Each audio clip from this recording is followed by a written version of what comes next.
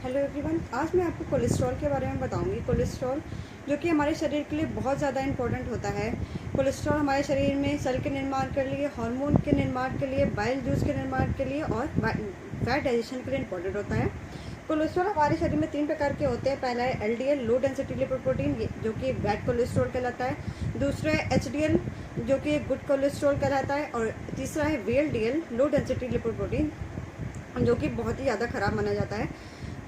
LDL की वजह से हमारे शरीर में हार्ट अटैक या ब्रेन अटैक की संभावना होती है, और VLDL की वजह से भी हमारे शरीर में ब्रेन अटैक या हार्ट अटैक की संभावना होती है।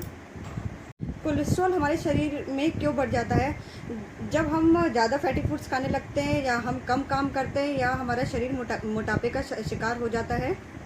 कोलेस्ट्रॉल कैसे कम कर सकते हैं? या तो आप रोज़ एक्सरसाइज करें, अपना वजन कम करें, फैटी फूड्स कम खाएं, और अपने खाने में फाइबर रिच फूड ज़रूर ऐड करें। ऐसे हरी सब्जियां खाएं, और जूस पिएं, लौकी का जूस पिएं।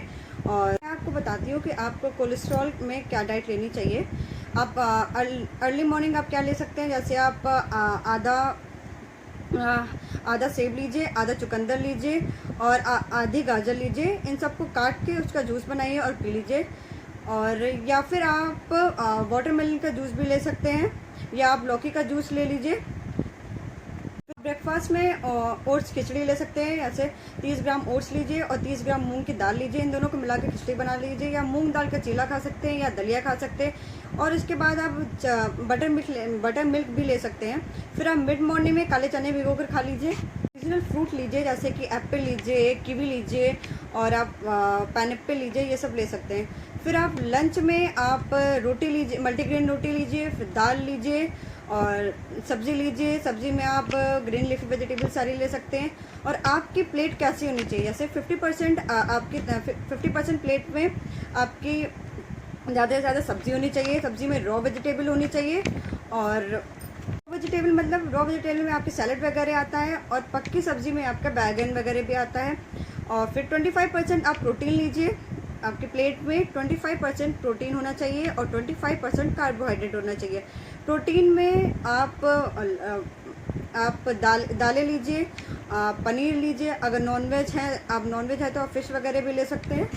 में आप राइस ले सकते हैं, दलिया ले सकते हैं, या फिर रोटी वगैरह भी ले सकते हैं। फिर आप टी टाइम में आप टी भी ले सकते हैं। टी में बस थोड़ी सी शुगर डालिए, और उसके बाद आप भेलपूरी बना सकते हैं, वो भी ले सकते हैं। उसके बाद आता है डिनर, उसमें भी आप रोटी, दाल, चावल ये सब ले सकते हैं। पर इतना ध्यान रखना है कि रात को खाना कम खाएं, क्योंकि रात को खाने के बाद हम तुरंत सो जाते हैं, जिसके कारण हमारे शरीर में कोई फिजिकल एक्टिविटी नहीं होती है, जिसके कारण मोटापा और भी बढ़ जाता है। में विटामिन सी का प्रयोग ज़रूर कीजिए। नींबू का जूस लीजिए, आंवले का जूस लीजिए, और आप अपने खाने में ग्रीन लीफी वेजिटेबल्स का प्रयोग ज़रूर कीजिए।